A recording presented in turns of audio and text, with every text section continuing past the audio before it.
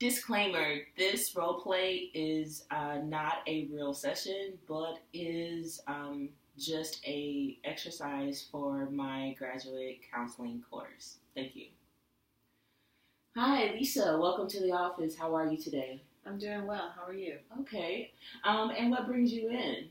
I am coming in today to find resources in regards to my gambling habits.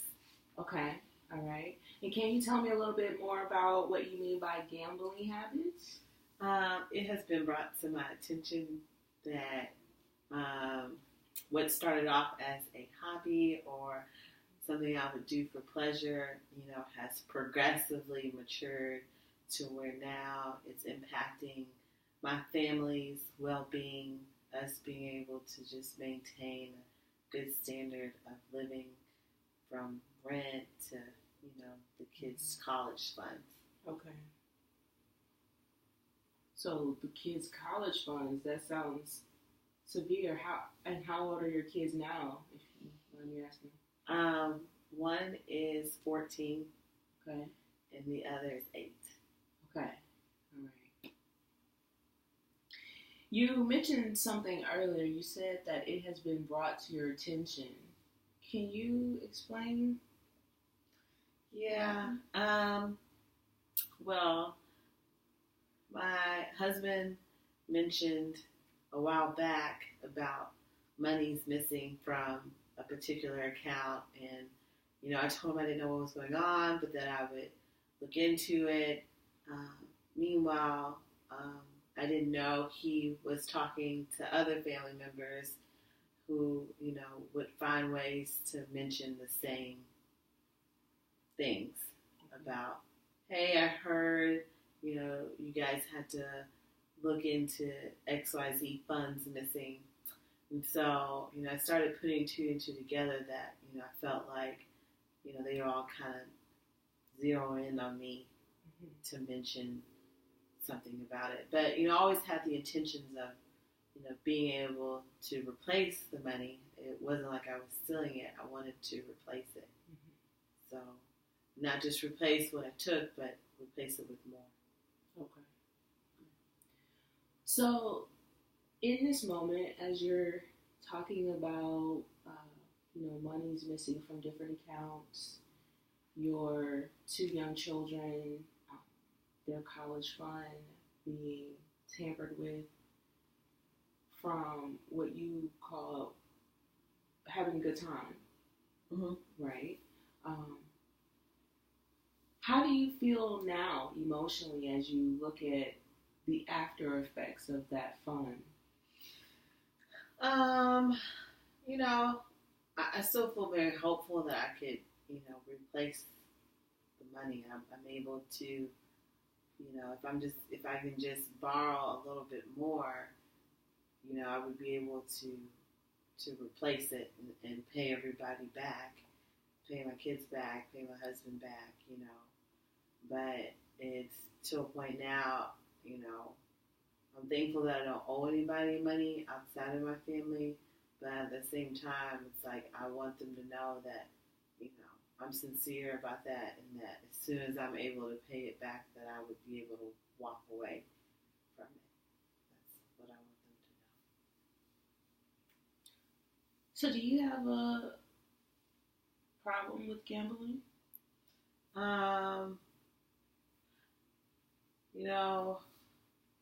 And when I first started, it was simple, right? Like I was just doing scratch-offs on like payday, and I would win $50 here, maybe $200 there. And so I really felt like, oh, well, if this is what I can do here, perhaps it's worth, going down to the casino to see what I can win there. And so kind of had a few weeks of success, and I really felt like, oh, this is something that's fun. It's exciting, But I can see how someone can look at the situation today and think, wow, the sums of money are getting larger and larger that she's borrowing from, but the return isn't the same. So I don't think I have a problem. I think maybe just a streak of bad luck. So what brings you in today for counseling? Because what I'm hearing you say is that your husband and your family more so think that you have, problem gambling, but you feel like it's just, what you say, a streak of bad luck. So what brings you to counseling today? I just want tips on how to restore those relationships. Maybe even,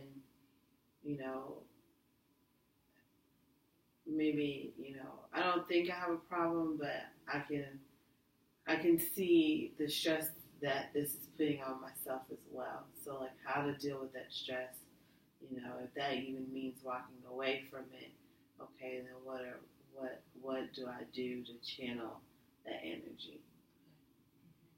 And can you describe what the stress feels like? Just a little bit of anxiety, just not knowing, it's kind of an emotional roller coaster. You start in and you feel really excited and you enjoy, that anticipation of what can be, but then, this extreme low of when it doesn't plan out like you want. That just causes a lot of stress and, it kind of rides on your mind as you drive back from the casino, realizing, okay, I've lost another couple $1,000 that I'm not going to be able to get back. So. And when you know that you've lost another couple of $1,000 that you will not be able to get back, that rightfully probably didn't belong to you, right? That belonged to your family or your children, as you stated. What is something that you feel prevents you from leaning into that a little bit more? Because it sounds like you feel the anxiety. I heard you say that kind of attacks your mind, but it also sounds like somewhere along the way you kind of push past that and continue with these patterns. Yeah, I just feel, the optimism is what gets me back. Like I see the deficiency and I say, well, if I just had, another couple $1,000, I could replace the old one, and then plus some. I just feel very optimistic that I can do it because I've done it before. So that's what drives me to pass that point. Like I don't settle in the anxiety. I just kind of think, oh, I can do this. And, I go in high hopes. And some days I do well. Some other days I just don't. And there's a lot more, don't days than do days. So, that's kind of where it sits, and I guess I'm just, it's wearing on me. And what does that feel like when it's wearing on you? What are you experiencing now, even that you're talking about it? Just feel heavy, a little hopeless, out of my control. Wish it was something that I could do to make it right. But, I know that it's kind of what it is. And if you can make it right, what would that it be that you would be making right? Just restoring the monies, restoring the trust with the family. That's what I would want to make right. And being able to show them I could do that outside of gambling. Right now that feels like an option, but a far option, because I don't know how else to do that without going to the casino. And how long has it been since you've been going back and forth to the casino? For the last 2 or 3 years now. 2 or 3 years, okay. Mm-hmm. All right. So you did have life before the casino, 2 or 3 years ago. right? Mm-hmm. And the life that you had then, was that more favorable for you versus the life you have now after the casino? In some ways, I would say, yeah. In some ways, definitely was more favorable. As far as my relationships with my family were definitely more favorable. Financially, things are still a little tight, but we were able to cover all of our expenses. So that was, I guess, what was most important. The scratch offs started off as a thing of kind of pastime, leisure, nothing more, nothing less. But once you start winning, you just want to keep going after that, and you think, oh, well, here's a $200 here, and that turns into $500. Maybe a couple $20 tickets here and there, and it's extra money. So who doesn't want extra money, right? So that's what kind of got me going, and and I thought I could kind of keep it up, but didn't realize in the long term that it was just really more self-destructive and destructive to the family. So, well, and there you mentioned self-destructive, because the pattern that I'm hearing is that you're kind of riding this emotional roller coaster. At one point, you say you're optimistic when you're gambling, and you're kind of hopeful for the best. And then when things don't kind of go the way you're expecting, you kind of you kind of go in a dive in your mood, so to speak.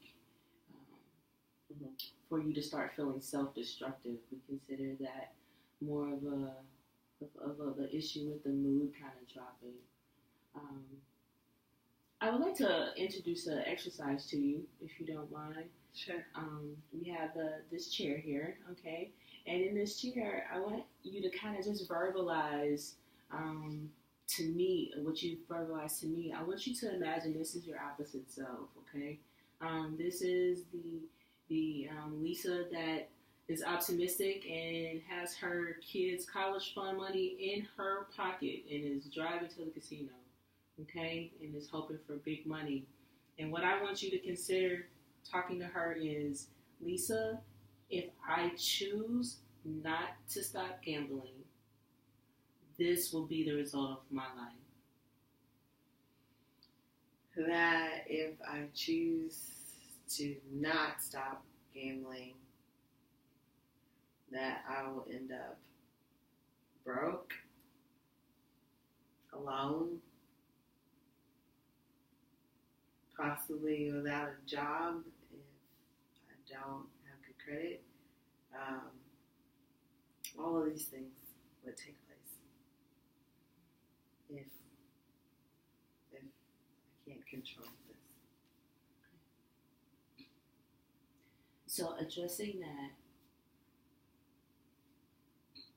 did that trigger any responses in your body? Yeah, a little bit, yeah. Being alone, thinking about just not having money seems surreal because of where I am. But the fact that if my family were to leave me, that would hurt financially and emotionally. So yeah, that is. And so now, let's do the flip side of that, okay? Let's say you're talking to Lisa. You say, Lisa, if you choose to stop the gambling, this will be the result of that decision. If I continue to gamble, if you choose to stop gambling, if I choose to stop gambling, what would be the result? The result would be a little bit more peace, a little less stress, being able to restore what I've lost as far as money, in a more consistent, less risky way, I guess. and being able to work on what's important, building relationships.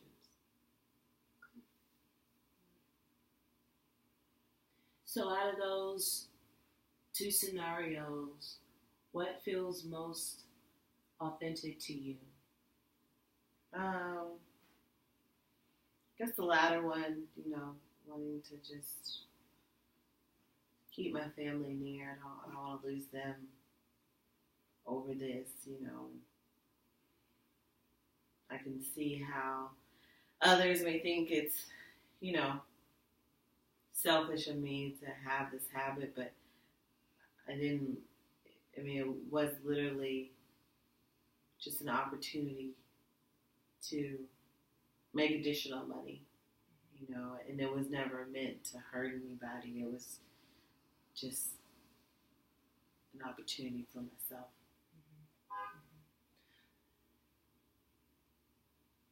I want to see how it feels for you to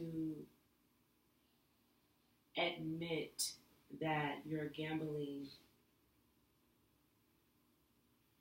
shifted from just a hobby and having fun to where it was an addictive behavior that caused you to leave your family in some pretty severe debt. Do you feel like you're able to recognize that and verbalize that? I think where things kind of moved to the next level, if you will, from scratch offs to trips to the casino. I think when I hit a scratch off for $500, I took it and said, "Wow, man, this is kind of cool. If I can get this from the scratch off, imagine what I could do if I was in person at the tables and working the machines. Like, I could easily win another $500." And I think just winning that ticket kind of set things off to where, it became more of a, hey, let me just try to top what I got the last time. And so let me ask you this. Do you have a gambling addiction?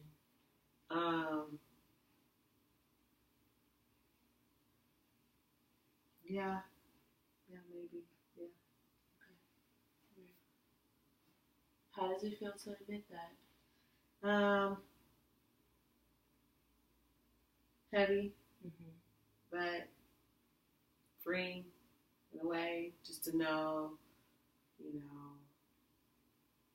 that what I can't control, what I felt like I had under control really isn't under control. And, hence me needing a little bit of help to manage it better and get it back to a place where I can restore that trust and take away some of that stress that I've been feeling. That was the fact that you described that moment as freeing kind of describes what I witnessed you struggle with, kind of admitting that or verbalizing that. But your admittance is the first step to addressing those urges and temptations and those behaviors so that you can, as you stated to yourself, restore your family back to where it was before this came into your life. Yes. Okay. Thank you so much. Thank you. And I definitely look forward to creating a treatment plan with you so that we can learn how to work on those coping skills. So when those urges and temptations do come, you know how to resist, you know how to journal, find support system in your area, build community, and let your family be a help to you as you start this new journey. Thank you. I appreciate it. All right. Talk to you soon.